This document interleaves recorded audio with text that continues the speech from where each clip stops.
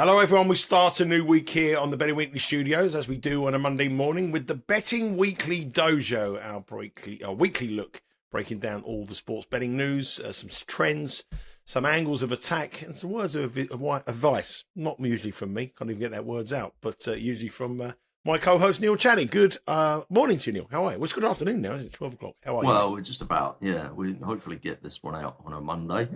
It was a fun weekend actually. Lots of action. I'm slightly less involved in tennis on a day to day than you are, but I did play on the final. I think Sean Calvert tipped over the number of minutes the game would take. I mean, it went about double over, didn't it? I ended up. I was struggling to find that actually in the UK, so I ended up just betting over the total games, which was still a sweat for quite a lot of the match, really. It was an amazing betting match. Incredible. We're going to come on and break that down and look at some other weekly action, with obviously the Derby over here and the Oaks with low figures and people aren't British horse race. I'm sure Neil will have a view about that. But before we go into the dojo, one thing we always ask you to do at the top of the show is to hit that subscribe button, hit that like. Ring that bell, be notified of any time any content drops here on the Betting Weekly Studios. A huge amount of you subscribed last week. We had our record ever number shows for the viewing figures for the French Open, and it highlighted with our final show, which we almost 7,000 of you watched and commented and got involved in, which is our highest of all of our shows that we've done here on the Betting Weekly Studios. So thank you very much. The dojo last week was well received as well, and I'm determined to make this one even better than last week. So please hit that subscribe button. Please hit the like. Any questions you may have, we're happy to answer them on the comments below. Got a little bit of a cold this morning, got a little hay fever, a little bit of sore throat. Not as bad as Simon Holden on the live show, but I am a bit croaky this morning with my voice. Anyway, let's talk about that tennis action yesterday. It was an incredible match, Neil. As you said, Sean Calvert gave a bet on over the minutes. What a going back to our spread betting days, that would have been the bet you wanted to be on, the number of minutes sitting there earning like 10 quid for every minute. It's like, that's less than we pay you, but you would have been very, very happy to do that kind of angle. But what a great final. The games, as you say, I played the games at 40.5, and it was a struggle at 2 sets to love. And the commentator, he had them 3 break points, which would have meant it would have match points, championship points, that would have meant that we would have lost on the unders. But and of course at that point, in the live in play betting, Sinner was trading at 1.01 on the decimal places, which is minus what is it, minus 10,000. Yeah, that's pretty amazing, isn't it? Crazy, really. I mean, obviously you can look back and say, when we expected a long match. And it wasn't quite a coin flip, was it? I think Sinner at the start ended up going off somewhere like minus $1.13 or something like that. But I think when betting opened, it was kind of minus 105, both players really. So there was money for Sinner in the pre-match, and then I think on the biggest betting exchange in the UK, there was 180,000 bet at minus 10,000. Which is kind of crazy, and also more money at minus 5,000 as well. So there was a lot of action, and then of course in the final set, Alcaraz went to break up, and I think as soon as he went to break up, he got to minus 500, and then there was one stage he got to minus 700, and then Sinner broke back. And Sinner went back to minus 500. Yeah, he served for the match. He served for the match at 5-4. Alcaraz served for the match at 5-4. Couldn't hold his serve, was broken, and then Sinner had break points on Alcaraz match to serve for the match himself. So the final set was probably, and there was a game in that final set. I think it was the game at 6-5, which forced it to the tiebreak, which was one of the best tennis games I've ever seen, and I've seen a lot of tennis games. It was unbelievable, and the two of them were doing that after almost 5 hours in court. It was just an insanely betting heavy. Well, I had 2 bets in play. Sorry, go on. Say that, go on, because I was going to say something else. No, I just said I'm not blowing my own trumpet, but I had 2 bets in play. If you watched the show that Sean and I did on the final, which a lot of people would have done, Sean just worried about Sinner's. We've said it for since we've been doing a show. Sinner's a fantastic talent, but over 5 sets, his body cramps. He tires, and even though he's world number one and he's showing some amazing numbers over 5 sets, he's vulnerable. And when it went 2-1, I bet Alcaraz at plus 162. And then I bet him again going into the final set. And I had to take minus 136. So that's how much the market changed. It went from Sinner was a heavy favourite before. Well, not heavy favourite. He was bet into favouritism before the match. But going into the final set, it was minus 136 Alcaraz. That's what you had to take. And I took it and I cashed on both bets. But that was not me being a genius. It was just the fact that Alcaraz had played 9 5-set matches and won 8 of them. Sinner had never won a match longer than 4 hours in his entire career, which is a big concern for him. And if you go into these grueling matches against Alcaraz, that he's in trouble. So it was a good tournament for me. Good tournament. What I was going to say before was I'm interested in I think you said that 7,000 people watched the Because We Win tennis preview of the final. And that's a big number, really, relative to the numbers you normally get watching. That made it your most popular show. I just wonder about tennis betting generally. I mean, in the UK, roughly speaking, 85% of handle is on soccer, followed by horse racing. Those are the 2 big sports. And if you add those together, and all other sports combined comes to somewhere in the region of 15%, might be 20%, might be 12%. It's in that kind of area anyway. And when you break down those other sports as to which sports are the most popular for betting, it's changed over the years. There was a time when NFL would have been pretty high on that number. Golf is definitely very high on that number. I think that comes in at number 3, just about. Tennis has always been there a little bit. And sports like greyhound racing and, because there's so much of it and it just happens all the time, that's quite high up there as well. I just wonder whether you think that tennis is kind of really cementing itself as the main betting sport outside of soccer and horses in the UK, and also in America, where obviously the sports that are covered on American TV, the big sports in America, obviously NFL is the biggest, college football as well, the gridiron basically, and then baseball, hockey, and basketball, with basketball being clear second, and then after that, soccer has become a massive thing in the US. But I wonder whether tennis is growing as a betting sport. Do you think there's a case for that? Absolutely 1,000,000%. I think the figures you're quoting there are figures from years ago. I think tennis is fast catching up with all those ones at the top because there's so much of it. We're looking at with 12 o'clock now. You wake up stateside, 7 o'clock in the morning. You put on your Bet Rivers app. You go to the phone. You want to have a bet in the morning. There's 8 matches now live on the ATP and the WTA tour. Now we're not including challengers. There's like 15, 16 matches. There's 23 matches live now. There's no other sport in action. When you put all that stuff together, the amount of turnover on tennis is absolutely massive. And I've seen the figures that Bet Rivers are producing on tennis, and they're massive. It's big numbers. They're doing exceptional big numbers and massive turnover. Not profit, but just the turnover of tennis is insane, because wherever you are in the world, whenever you log onto your phone, there will be a tennis match that's being played at that particular time. When we were betting on tennis, when we were odds compilers, we never went down to that lower level. And it was very rare that we even bet on the WTA. It was just ATP, and it was just majors and maybe the big 9, the Masters Series events, which are now called the 1000s. That's when we bet. We never even bothered a week to week what they do now. And I think if we got some latest figures from sports betting companies across the world, I've spoken to a sports betting guy who works for a company in the UK, and he reckons tennis numbers are frightening now. And I think maybe we should have a look. Maybe I hadn't really thought about it that much, but maybe I'm going to ask around a bit and get some up to date numbers. I think there'll be there'll be a clear third, and I think the way that horse racing is falling down, I don't think they're far challenging them. You've only got to look at the content that we're providing here on this channel on tennis from American Sportsbook. We've got Betting Weekly Tennis Live, Game Bet Match, WTA. The newsletter does a lot of tennis content. It's a huge growing area of sports betting, and because it's constant, it's there all the time, 24 hours. Also, I think American customers like the man-on-man aspect. They like to bet in sports where it's 10 to 11 each or 2, or it's whatever. There's two out in soccer. The American market has never really liked the fact that 30% of soccer matches end in a draw.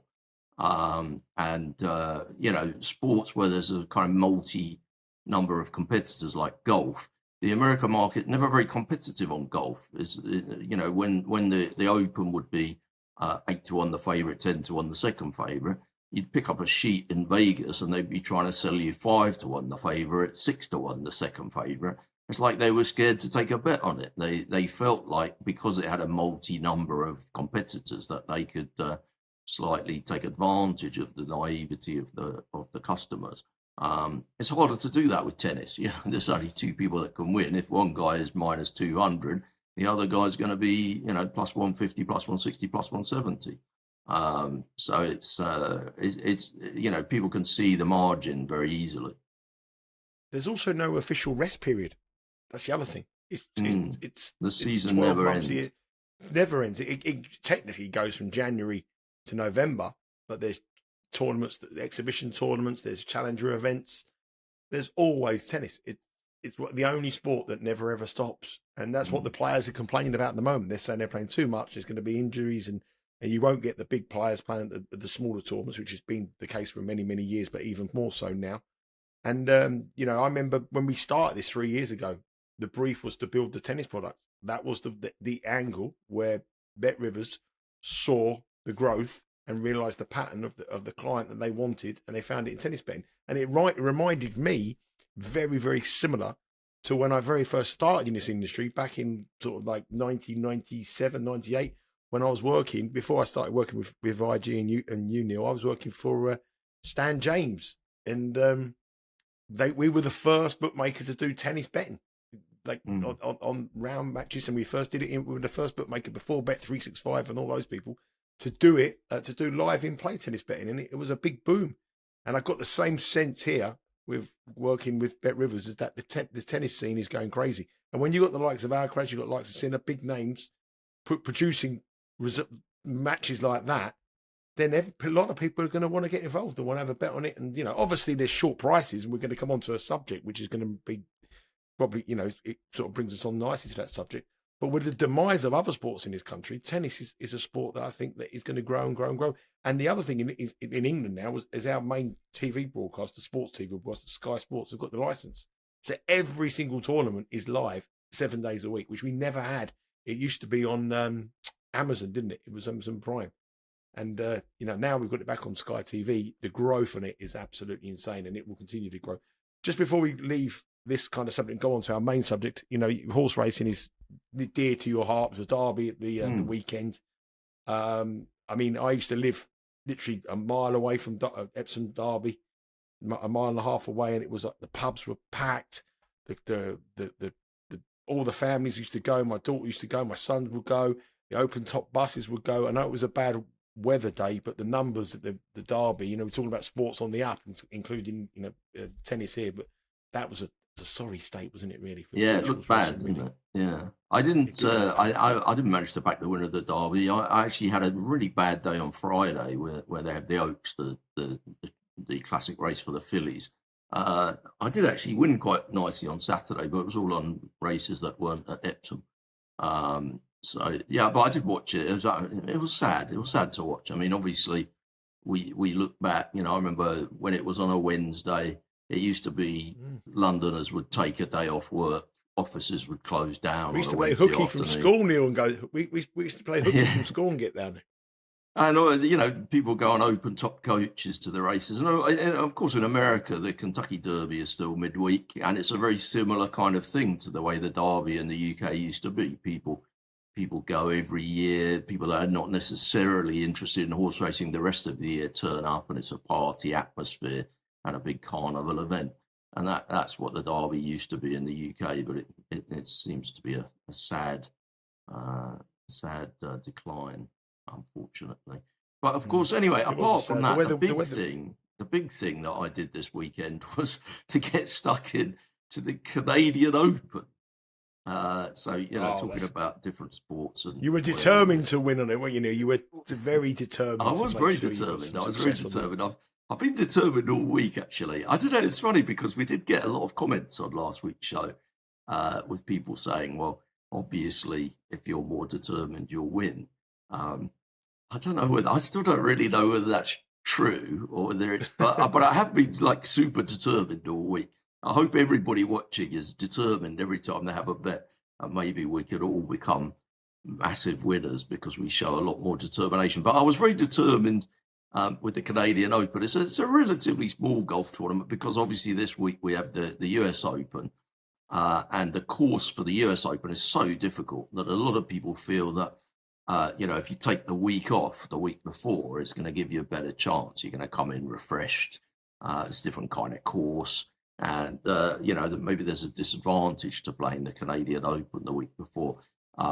So Rory McIlroy, he looked, I don't want to say he looked happy to miss the cut, but when it was obvious he wasn't going to have a great week, he didn't really look like he was playing he wasn't as determined as he ought to be, put it that way. And Scotty Scheffler didn't play this tournament, so it gave a chance for lots of outsiders to come to the fore, and it was a brilliant ending. I think on Sunday it was about plus 400 the favourite. There was about 25 people in contention, and people from sort of like the 25th spot suddenly. One person from the 20 who was lying about 25th. Managed to set a good target in the clubhouse, and then there was a playoff which went on forever. But that's not why I'm finding the Canadian Open to be a topic of conversation this week. It's because I got stuck in, as I often do, to the 18-hole match bets, and I played some singles, and I basically identified 6 match bets that I really liked. And I had 6 quite reasonable sized singles on them. There was a bit of shopping around to do, when you get up on a Sunday morning and you're having a look at stuff like that. A lot of the bookies are a bit slow in the UK to get stuff onto the website on a Sunday. And, if you're going into a betting shop on a Sunday morning, there's not too many people in there usually, a few diehards.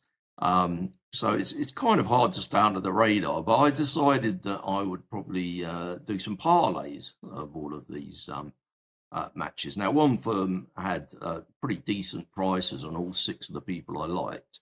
They weren't quite the best price on all of them.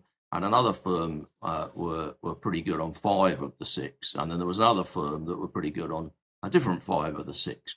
So those were the people I could get down with. And I thought, well, let me do various combinations with all the different firms. Anyway, 4 of the matches won incredibly easily, like by 5 strokes.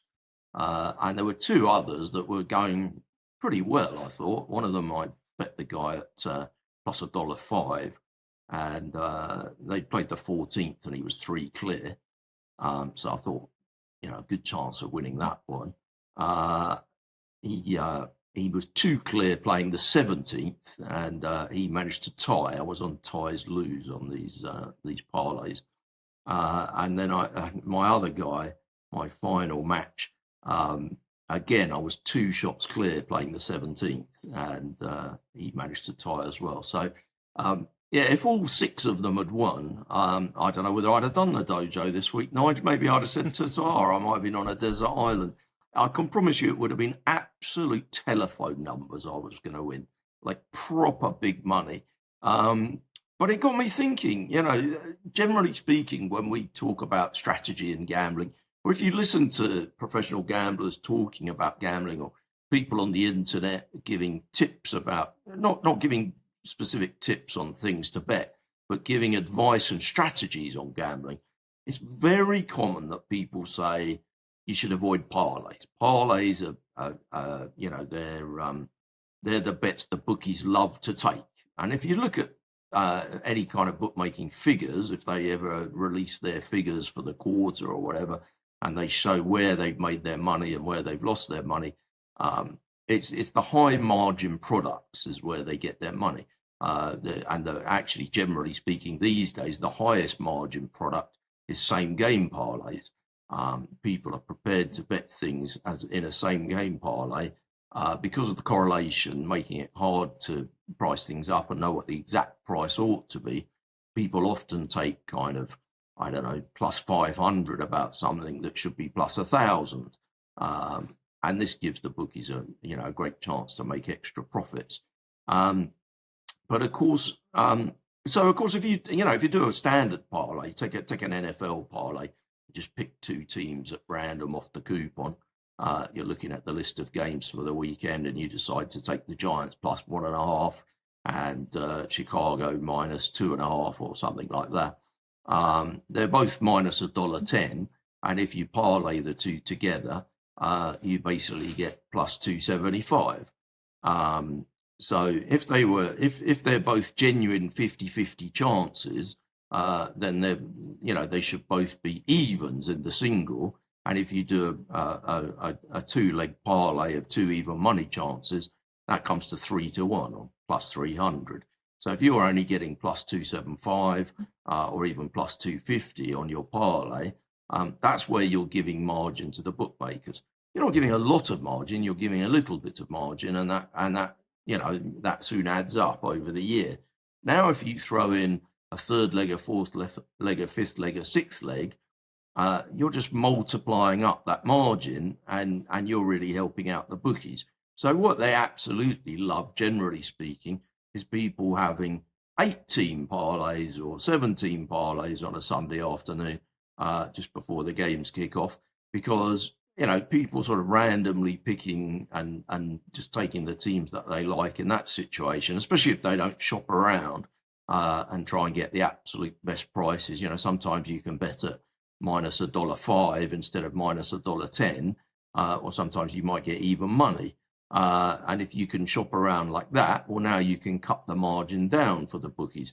Also, of course, with key numbers in NFL, if if the general line on a game is 7, and you can find a bookie that's not quite updated or has a bit of an opinion, and they're offering 6.5 or maybe 7.5 if you like the dog, you can pop them into your parlay. And these are the ways that you can make your parlay less advantageous to the bookmaker. So I would say that when people tell you you can never have a good parlay, having parlays is just helping the bookies, that's kind of true on a fairly simplistic level.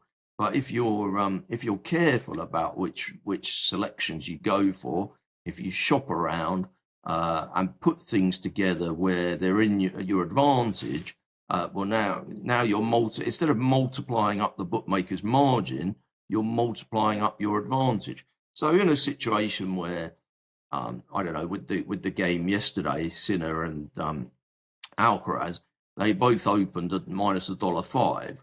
Now Sinner got backed into minus $1.13, and Alcaraz drifted to plus 108. Now, if you'd have found a bookmaker that still had minus 105 Sinner at the time when Alcaraz was plus 108, you've got an arbitrage situation. Now, in an arbitrage situation, that means that you could bet both sides and win whichever. So we know, whereas it's hard to know with bets whether you're having a good bet or a bad bet, it's all quite subjective. If the situation is an arbitrage situation like that, and one price looks to be out of line, in this case, the minus 105 Sinner is just an out-of-date price. Obviously, if you could put that with another similar kind of situation in a parlay, well, now you're getting two things that are working in your favor multiplied together. And rather than being really good for the bookmaker as a parlay, that becomes really bad for the bookmaker. When people say, well, you shouldn't really do 6-leg, 5-leg, 8-leg parlays, the reason they say that is because obviously it multiplies up, way more margin for the bookmaker. But if your argument is, yeah, but I'm only going to bet when it's in my favor, so it doesn't matter. Well, it's quite hard to find one bookie that's offering you 5, 6, 7, 8 things where there's really no margin and it's all in your favor. I felt with the golf yesterday, these were fairly illiquid markets that had been priced up by people who maybe aren't like the number one golf compilers in the country. There was a variation in the prices. So some players, I bet a guy yesterday at he was minus 175. Several other bookmakers had him minus 300. So I wasn't giving away a lot of margin to the bookmakers there, getting the minus 175. And when I slotted him into a parlay, I felt like that was working for me. So the whole thing, that is a long-winded way of not telling you a bad beach story about how I nearly won a colossal amount of money. I'm just defending the fact that I went for the multiples rather than just go for the singles.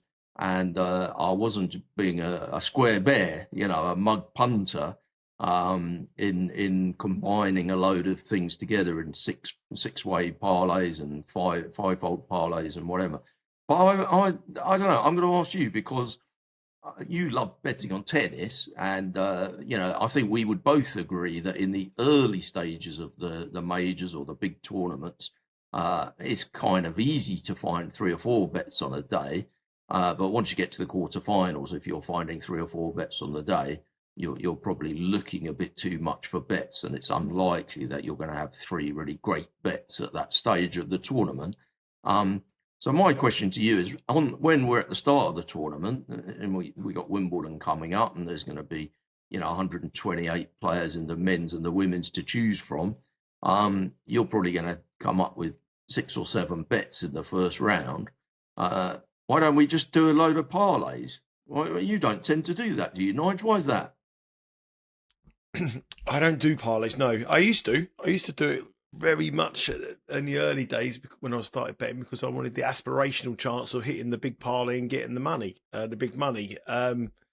Now my bank has got slightly bigger than it has over those kind of years. My betting approach is slightly different. The reason I don't do the parlays is because most of the tennis players that I bet, as I said on this show before, are usually around about plus 110, plus 120, minus 110, minus 115. So the fact is, if I'm picking 6 I actually like, I know that probably 2 will let me down. It's very rare. You've got to probably go back out for about over the 10 years. It's very rare that I've gone 8-0 on the first round of a tennis major tournament. But it's pretty consistent that I go 4-4, 3-4, 4-3, or 5-3, 3-5 out of those 8 selections. It's very rare that I'd go 1-7. It'll be very rare I'll go 2-6. But I would bet that over those period of, say, 10, 15 years, I would have shown a very, very slight profit, but I would have showed no profit whatsoever if I'd done the parlay. And that's the difference of the way that I play. So my attitude would be, okay, I could find you 6 10-on shots that could, or 5, go down to minus 500 up to minus 1,000. I can put them in the parlay, and we'll get paid plus 120 for our parlay. It has a good chance of winning. But I would think that if I bet 8 first round matches at plus 110, plus 120, the chances are I've got more likely to go 5-3, which will show me a better return on my money than I would the parlay. And if someone got injured and minus 900 slipped on the grass and got injured, I'd be absolutely devastated. Whereas with the way I play it, it's very, very different. The other thing with the parlays is that a parlay is built for the fact that the guy who has the bet can aspire to get the big win. And the sorry stories of parlays are always what entices the people to bet. Oh, I missed out on one. Oh, they let me down for an 8-leg parlay. That aspiration keeps the guy going and going and going and going. And over the years, I've actually had one parlay that's won. And I think I had £5 the one about, I think I told you before, my son picked some teams and I picked some teams. We were going to a football match and it all came in one parlay. And that is over a career. But I feel like that might be because you don't do enough parlays. You should be doing more. If you cracked away and I don't think it is. I think I'd give more money behind it if I was doing. Where I do like the parlays, and I think I'm going to start doing this a little bit more. This year, we on the Premier League show and on Betting Weekly Extra Time, we lost so much of our points on same game parlays. We introduced the same game parlay on the Premier League show. I think we lost 5 units on the season, and on the European show they smashed it. They won about 28 units, but collectively we lost about 15 units on same game parlays, 13 units on same game parlays. And what it was, we fell in the trap of going for that big win. And when you're doing a half a unit and you're trying to hit a 20-1 shot, you're just burning half a unit away, half a unit, which meant that our P&L on the season, what we should have done, if we were really strong on, so say, for example, if someone's really strong on an under 2.5 goal bet or an over 2.5 goal bet, say more safe over 2.5 goals. If you're really, really strong on over 2.5 goals and you know that your sports book might limit your stake to over 2.5 goals because you're being successful on it, or you can't get a bet on with a particular sports book that offers the best price. The best thing would be to bet the over 2.5 goals and put in the main striker from that team to have a shot on target, and that team, another player from the team to have a shot on target or a shot, and the heaviest favourite like -500, -500, and then put your selection in of the over 2.5 goals. Then you get an enhanced price, which makes your single even more value. And a lot of people I know who I've spoken to this season have made money doing that. So they might be looking to bet the over 2.5 goals at -110. They know they can't get on the -110, but as soon as they put the same game parlay in, and it goes through automatically, and they're getting +105 and banging into -500 shots into the parlay. I like that style of approach. And the only other time I've ever really got involved in same game parlays was that aspirational start of season accumulator where you're going to get every team in the Football League, the Championship, which this season again, I would have had 2 winners out of 3. I would have had Birmingham, I would have had Leeds, but I had Arsenal in the Premier League, and I would have bombed out in League 2. So everything that I do, if you went back and looked at a record of it, by putting them in parlays, I wouldn't be missing out on the big hit. I'm more, my statistics are more, ROI is tiny. It's a tiny ROI and a lot of turnover, that if we can just hit 7 bets on the first round, go 4 and 3, we make money. Next round, 5 and 3, we make money. Round after that, we lose money. But it's virtually. I think there's probably been one time that I've been doing sort of tipping like this, and obviously working with yourself previously on your tipping site and doing stuff on my tipping site, which I did for a few years. I think there's probably been only one first round of a tournament where I've gone 8-0. And the parlay would have. I'm going to bet you to buck the trend at Wimbledon. I'm definitely going to send them more. Don't be dribbling your selections out. I'm definitely going to be more motivated. Well, you're going to be trying hard, I know that, but don't be dribbling your selections out like 2 a day. Give me them all in one go so that I can do the 7-way parlay, the 6 ways, and all that kind of stuff. But that was a good point you made. You might as well just do those. I was just going to say that was a good point. Sorry, my internet's only the one good point. My internet's a bit slow. I'm overlapping with you a little bit. Sorry about that. But no problem. What was I going to say? I think that's a good point you made, though, that the way the industry is moving now, people, the firms are looking for recreational punters. We have affordability checks, know your customer, all this kind of stuff, deposit limits and whatever. And I think it's made it a lot easier for people to play smaller stakes with higher volatility. Now, obviously, if I fancy, 3 tennis matches every week, and I put them in a three game parlay, I'm going to go way more weeks. All those weeks when I go 2 and 1, 1 and 2. Are going to be losing weeks, whereas maybe 1 and 2 could be a winning week if one of them's a decent price. If I just did 3 singles, and 2 and 1 will almost always be a winning week. But if I just do the 3-way parlay every week, I'm going to go loser, and then it's maybe 1 in every 12 weeks or something. I'm going to suddenly win a load of money, or 1 in every 8 weeks or whatever it is. But in terms of my bookies, it makes me look like, a regular Joe, doesn't it? It makes me look like a very kind of normal punter. And I'm going to go under the radar a lot more. in terms of all that nonsense that we have in the UK about filling in forms and sending in paperwork and where did you get the money for this bet from, and can you send in a blood sample to see if you're allowed to bet with us? If I'm staking lesser amounts on parlays, I'm not gonna, I may be able to go under the radar a little bit more, and also just in terms of having my account shut for being sharp.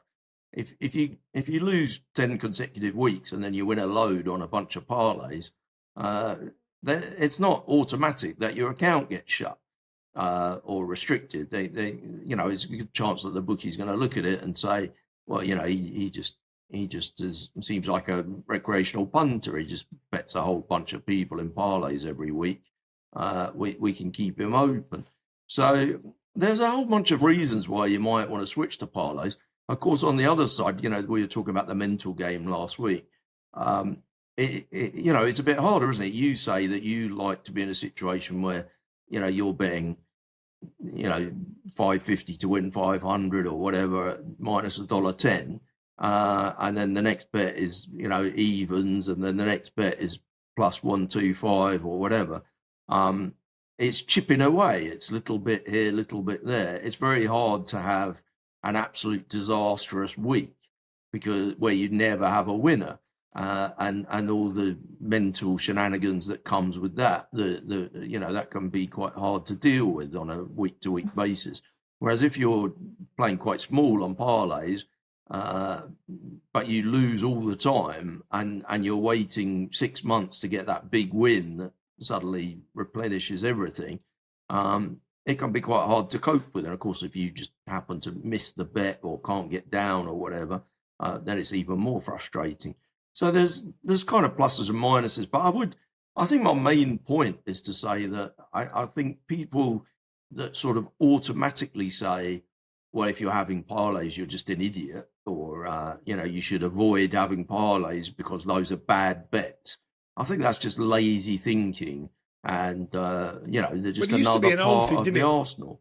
It used to be an old thing when, like, betting shop used to have the coupons in the betting shop, and they used to say if you pick one from each section, you will get 1,000 to 1. Minimum odds 1,000 to 1. And you pick one win. Yeah. Now, me and my friends, as 18-year-old guys up to the age of about 24, used to meet up every Saturday, go into a betting shop.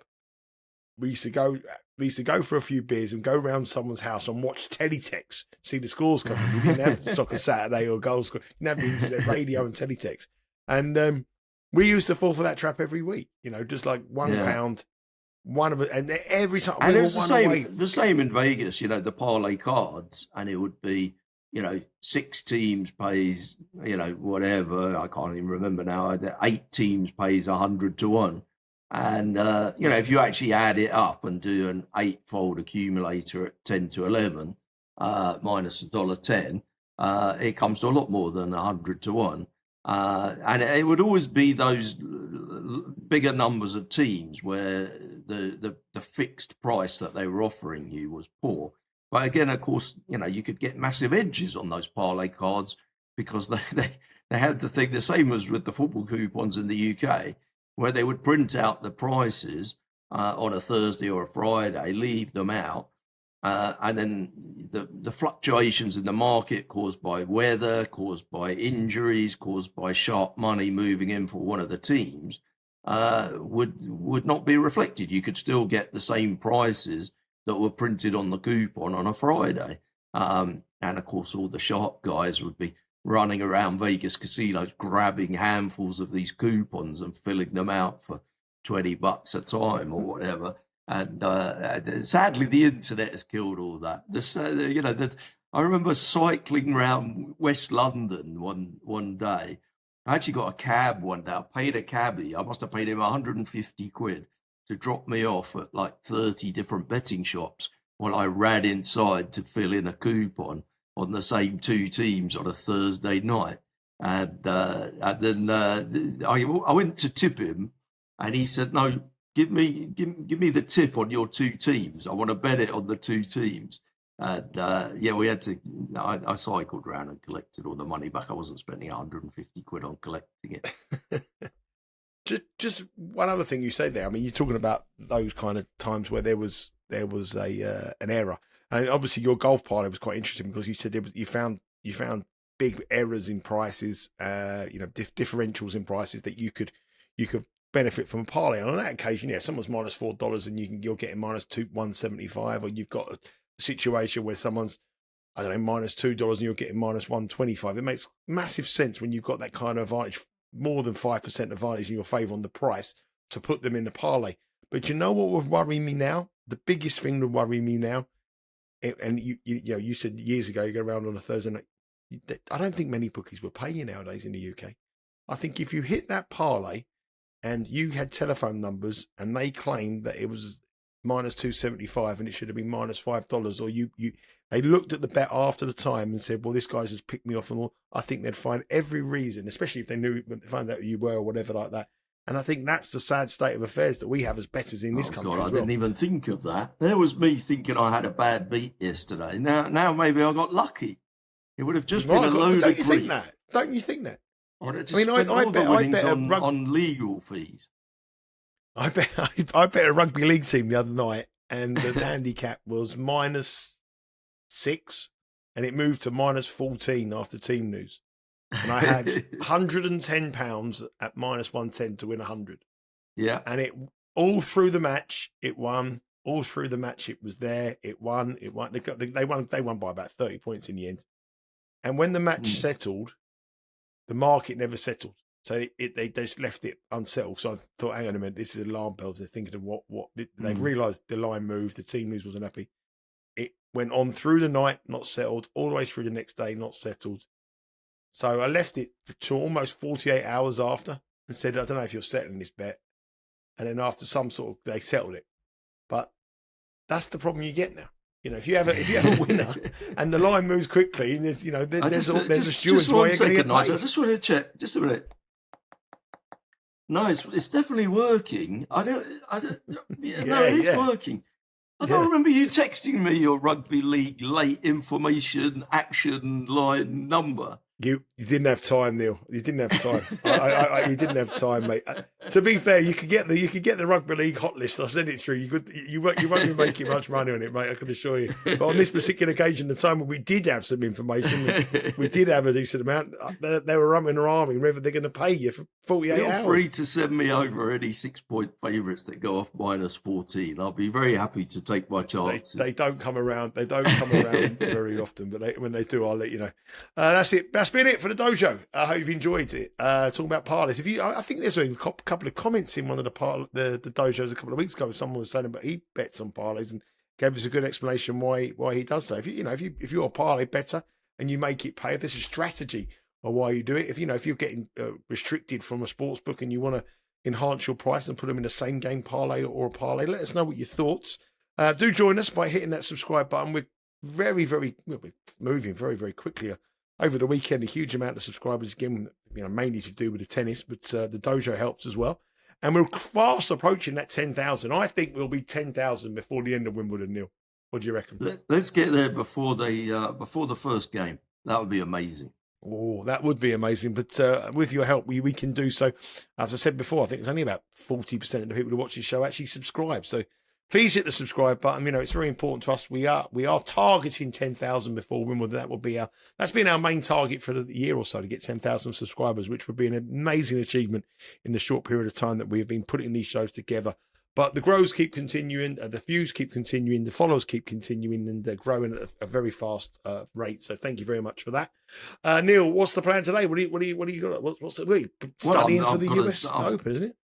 The big study on the golf, yeah. I know.